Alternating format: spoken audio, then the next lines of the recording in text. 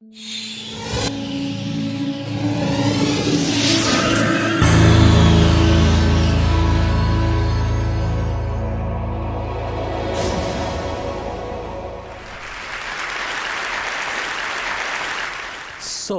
what does the happiest man in the world look like? I mean, certainly doesn't look like me, right? He looks like this. His name is Matthew Ricard. So, how do you get to be the happiest man in the world? Well, it turns out there is a way to measure happiness in the brain.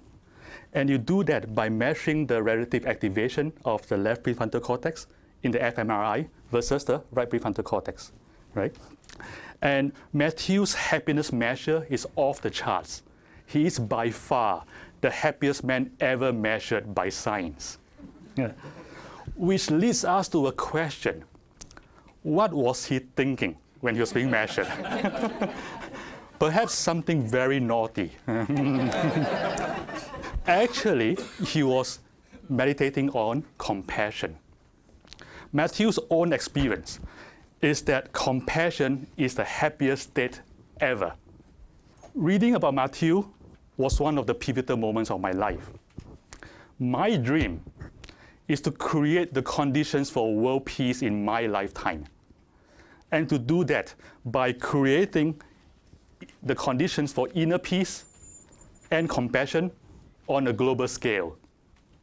And learning about Matthew gave me a new angle to look at my work. Matthew's brain scan shows that compassion is not a chore. Compassion is something that creates happiness. Compassion is fun, right? And that mind-blowing insight changes the entire game. Because if compassion was a chore, like, nobody's going to do it, except maybe the Dalai Lama, or something, right? But if compassion was fun, everybody's going to do it, right? Therefore, to create the conditions for global compassion, all we have to do is to reframe compassion as something that is fun. But fun is not enough. What if compassion is also profitable? Right? What if compassion is also good for business? Then every boss, every manager in the world will want to have compassion, right? Like this. That would create the conditions for world peace. So I started paying attention to what compassion looks like in a business setting. Fortunately, I didn't have to look very far, because what I was looking for was right in front of my eyes, right in Google, my company.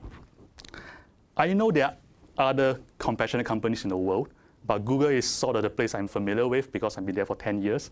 So I'll use Google as the case study. Google is a company born of idealism. It's a company that thrives on idealism. And maybe because of that, compassion is organic and widespread company-wide.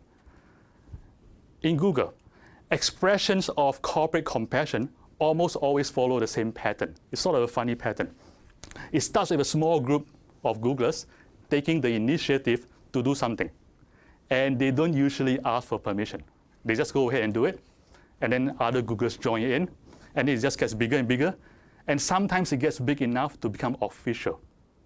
So, in other words, it almost always starts from bottom up. And let me give you some examples.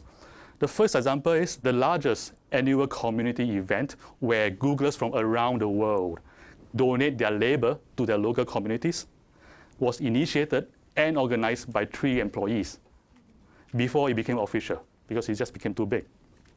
Another example, 3 Googlers, a chef, an engineer, and most funny, a massage therapist.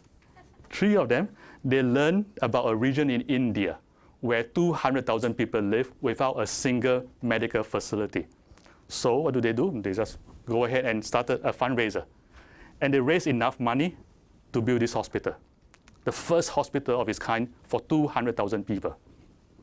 During the Haiti earthquake, a number of engineers and product managers spontaneously came together and they stay up overnight to build a tool to allow earthquake victims to find their loved ones. And expressions of compassion is also found in our international offices. In China, for example, one mid-level employee initiated the largest social action competition in China, involving more than 1,000 schools in China, working on issues such as education, poverty, healthcare, and the environment. There is so much organic social action all around Google that the company decided to form a social responsibility team just to support this effort. And this idea, again, came from the grassroots, from two Googlers who wrote their own job descriptions and volunteered themselves for the job. And I found it fascinating that the social responsibility team was not formed as part of some grand corporate strategy, right? It was like two persons say, let's do this. And the company said yes. So it turns out that Google is a compassionate company because Googlers found compassion to be fun. But again, fun is not enough. There are also real business benefits. So what are they? The first benefit of compassion is that it creates highly effective business leaders. What does that mean? There are three components of compassion. There is the affective component, which is I feel for you. There is the cognitive component, which is I understand you. And there is a motivational component, which is I want to help you. So what has this got to do with business leadership?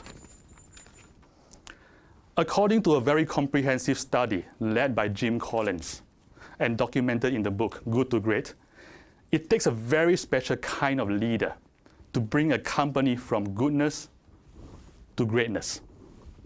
And he calls them level 5 leaders. These are leaders who, in addition to being highly capable, possess two important qualities, and they are humility and ambition. These are leaders who are highly ambitious for the greater good. And because they're ambitious for greater good, they feel no need to inflate their own egos. And they, according to the research, make the best business leaders.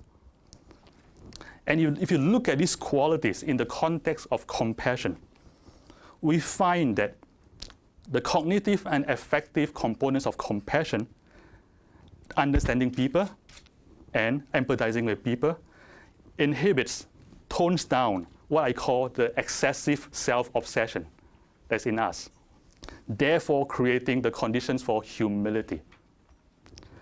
The motivational component of compassion creates ambition for greater good. In other words, compassion is the way to grow level 5 leaders. And this is its first compelling business benefit. The second compelling benefit of compassion is that it creates an inspiring workforce.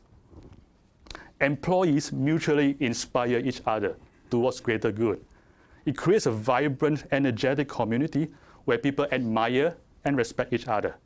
I mean, like you come to work in the morning, right? And you work with 3 guys who just up and decide want to build a hospital in India. Right? It's like, how can you not be inspired by those people, your own co-workers? So this mutual inspiration promotes collaboration, initiative, and creativity.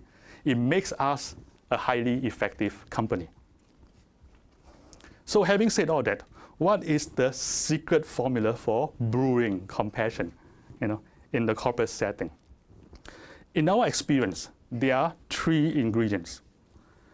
The first ingredient is to create a culture of passionate concern for the greater good. So always think, how is your company and your job serving the greater good? Or how can you further serve the greater good? This awareness of serving greater good is very self-inspiring, and it creates fertile grounds for compassion to grow in. That's one. The second ingredient is autonomy. So in Google, there's a lot of autonomy. And one of our most popular managers joked that, this is what he says, Google is a place where the inmates run the asylum. And he considers himself one of the inmates. if you already have a culture of compassion and idealism, and you let your people roam free, they will do the right thing in the most compassionate way. The third ingredient is to focus on inner development and personal growth. Leadership training in Google, for example, places a lot of emphasis on the inner qualities such as self-awareness, self-mastery, empathy, and compassion.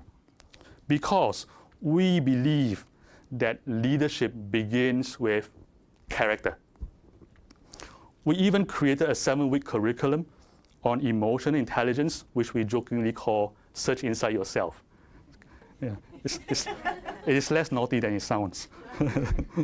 So I'm an engineer by training, right? But I'm one of the creators and instructors of this course, which I find kind of funny, right? Because this is a company that trusts an engineer to teach emotional intelligence. It's like, what a company. So search inside yourself. How does it work? It works in 3 steps. The first step is attention training. Attention is the basis of all higher cognitive and emotional abilities. Therefore, any curriculum for training emotional intelligence has to begin with attention training. The idea here is to train attention to create a quality of mind that is calm and clear at the same time. And this creates the foundation for emotional intelligence. The second step follows the first step. The second step is developing self-knowledge and self-mastery. So using the supercharged attention from step 1, we create a high-resolution perception into the cognitive and emotive processes. What does that mean? It means being able to observe our thought stream and the process of emotion with high clarity, objectivity, and from a third-person perspective. And once you can do that, you create the kind of self-knowledge that enables self-mastery. The third step, following the second step, is to create new mental habits. What does that mean? Imagine this. Imagine whenever you meet any other person, anytime you meet a person, your habitual, instinctive first thought is, I want you to be happy. I want you to be happy. Imagine you can do that. Having this habit, this mental habit, changes everything at work. Because this goodwill is unconsciously picked up by other people. And it creates trust. And trust creates a lot of good working relationships. And this also creates the conditions for compassion in the workplace. Someday, we hope to open source Search Inside Yourself, so that everybody in the corporate world will at least be able to use it as a reference. And in closing, I want to end the same place I started, with happiness.